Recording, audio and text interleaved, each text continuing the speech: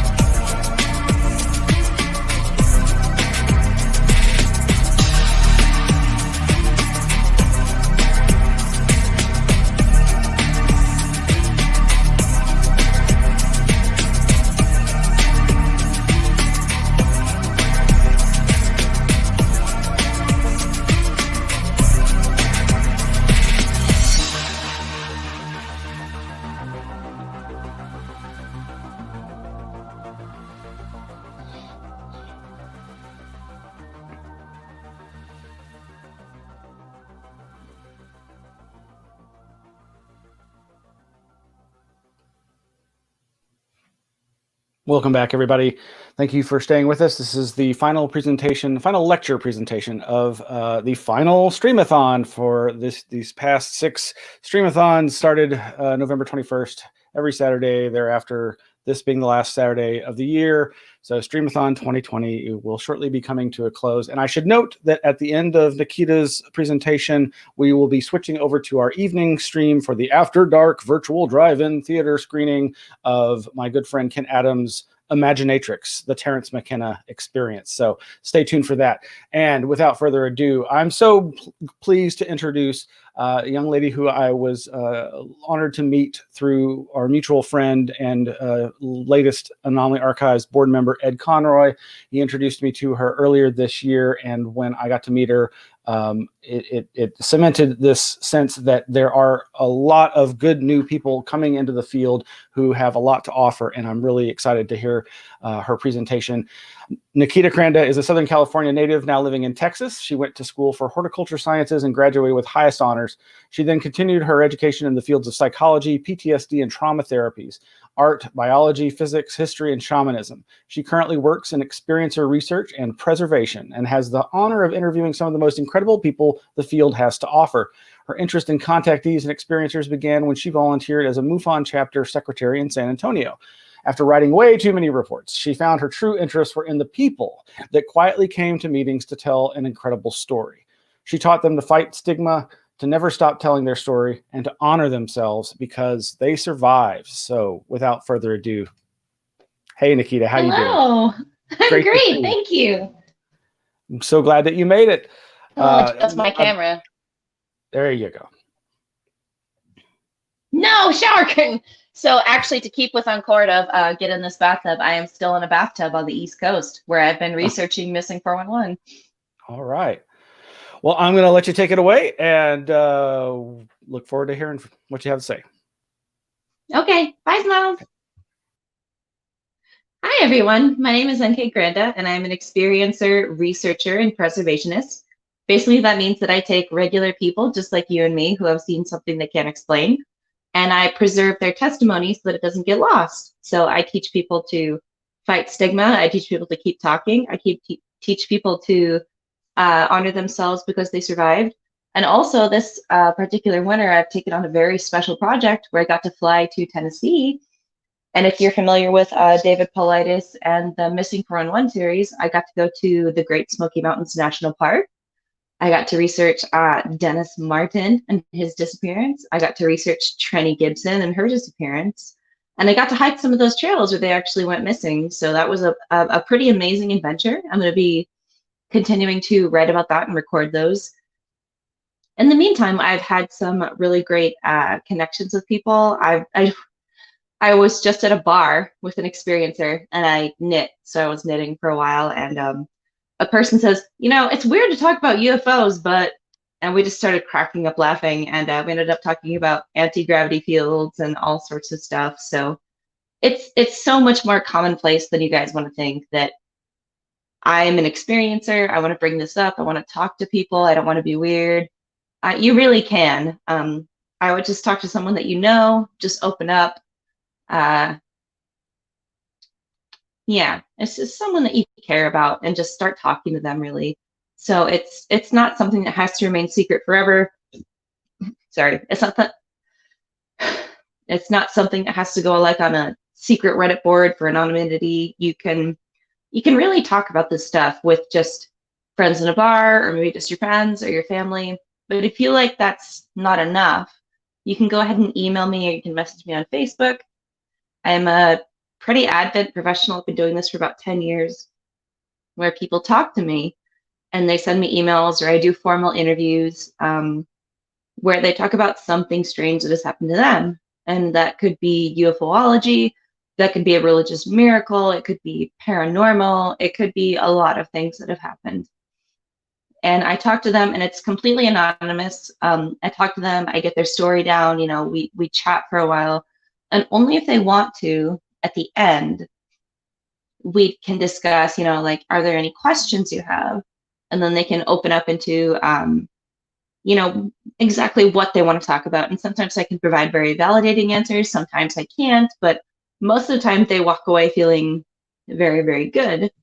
So I ended up talking to an experiencer from Oklahoma, and their name will be, anyway, but they ended up living in a house that was extremely active. And it turned out that the reason for the activity was because they were one of those people that were sensitive. So they had anything from doors slamming to, you know, exactly what they want to talk about. And sometimes I can provide very validating answers, sometimes I can't, but most of the time they walk away feeling very, very good. So I ended up talking to an experiencer from Oklahoma, and their name will be, cats in their house going insane. And the cat part really bothered me. So the cat used to kill mice and then disembody them and then leave like any fetal mice on the front porch with the mouse, which cats don't do. I thought that was severely disturbing. There was a body on their front patio one morning on the roof. They didn't know what it was. It was like a body of some large cat. And by the time they called animal control, it was gone. There was one morning where it looked like they had slammed down a coffee can full of maggots, just like a perfectly singular ring of maggots on their kitchen floor. And they were very clean people. They had no idea how it got there. And just so much more. So this is one of the families that I've helped out. This is one of the families that I've really stayed with the past 8 months.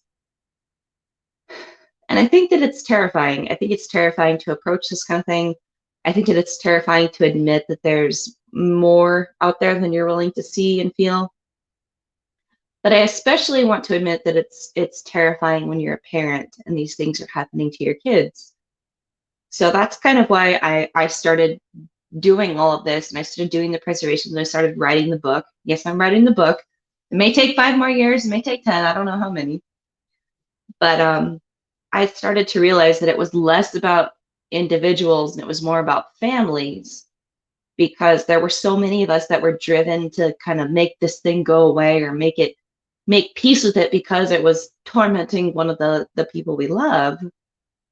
And I've talked to many mothers and I've talked to many fathers, and my own daughter actually has experiences where she would see things coming into the house. She would talk to things that were under the table, and it was extremely specific. She would say, "Oh, Elliot is here," and he ran around the living room and then went away.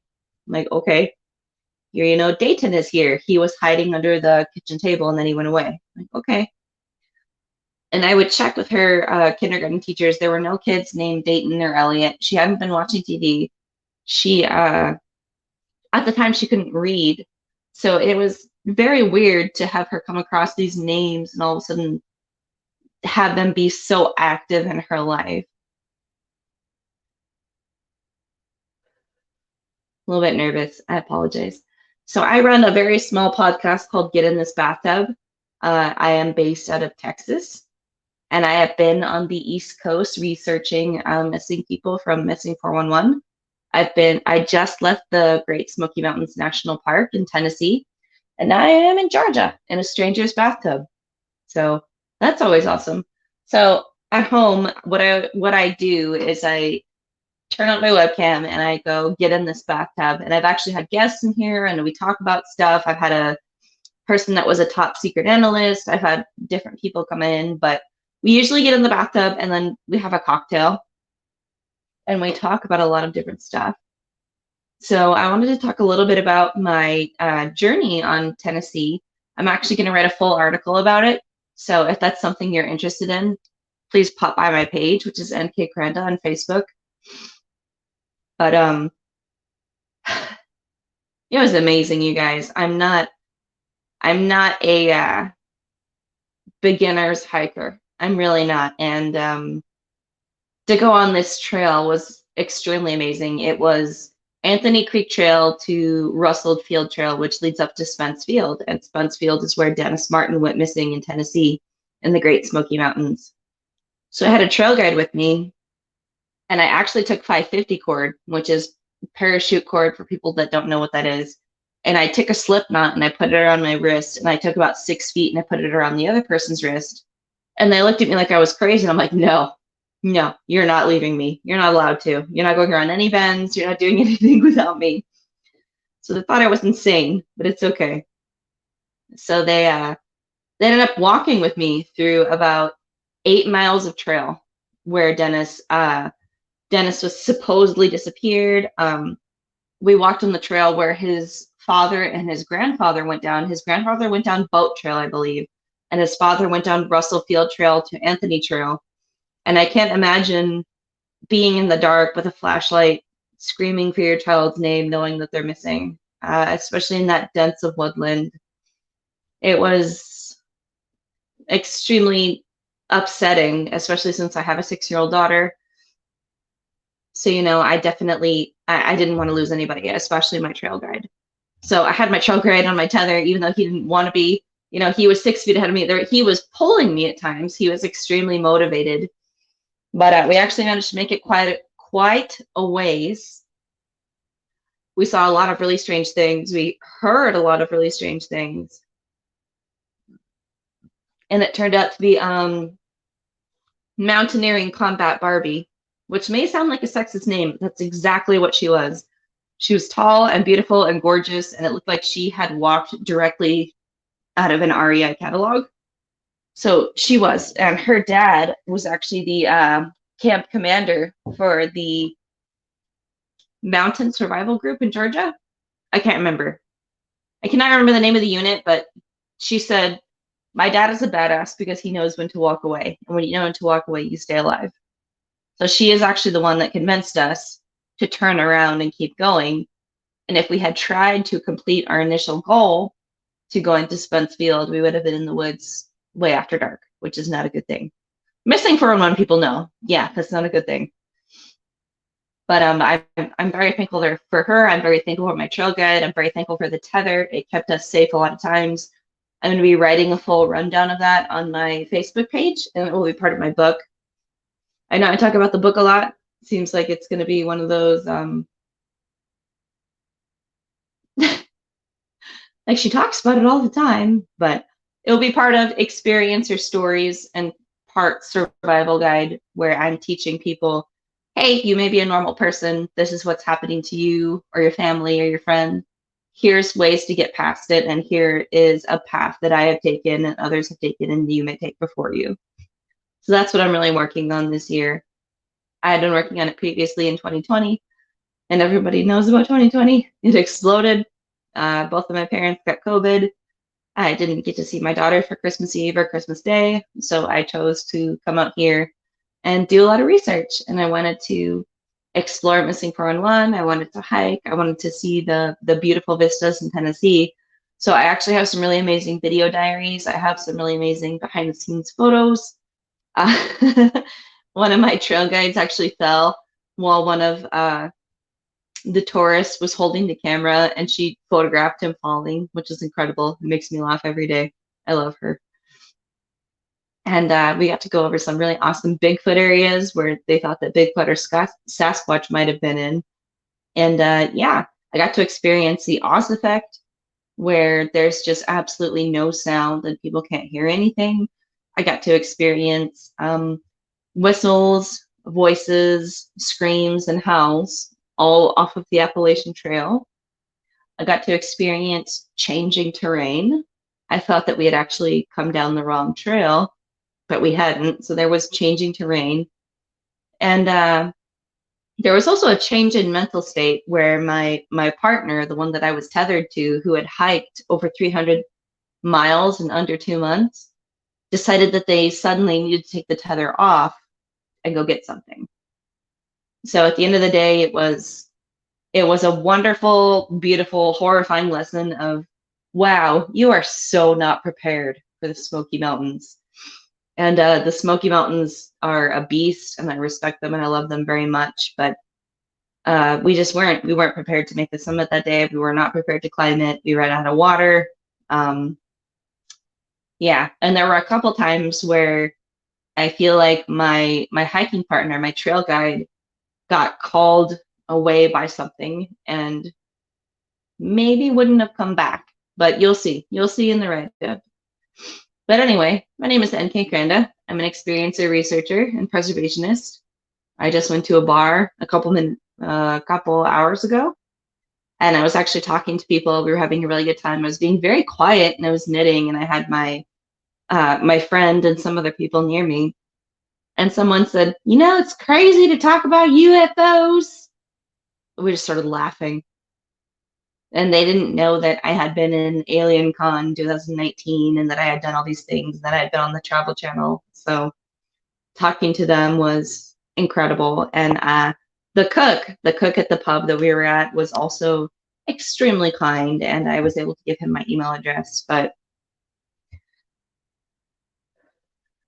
Forgive me that I'm nervous. Even though I'm in a stranger's bathtub, I'm still pretty nervous. You have to give me that. I'm very much a librarian, very much a hermit. I think when I came across the library in Austin, it was about a year ago. I met Mr. Miles, who everyone calls him Smiles. But a year ago, I got to check out 2 books and explore the library, and it was beautiful. I got to look at Celtic folklore. I got to look at UFO articles. I got to look at especially amazing psychology books. I got to look at magazines, and it was so amazing. And he's so calm and he's so chill about it. He doesn't really follow you around. He just kind of gives suggestions and lets you go about your way. So that was awesome. I got to check out 2 books. And then Mr. Miles actually took me over to the state building, where in Austin they have, is it called the Capitol Dome? I think so, but it's called the Capitol Dome, and we actually got to go there, and I was a super cool nerd surrounded by all of these Boy Scouts. But yeah, I really want to keep this library going. I love it so much. I want to visit there. I want to volunteer there. I want to write the meat of my book there while I'm volunteering, just to be surrounded by all these awesome photographs and pictures and other books. And yeah, I would love to take you guys there. So if you ever want to meet me, or if you ever want to go on a guided tour, I can definitely do that. Just let me know ahead of time. And once COVID has flattened, it's smoothed out, I would be more than happy to give you a library tour and be more than happy to meet you there and show you some books. Be more than happy to sign anything you want. Yeah, I think it would be awesome.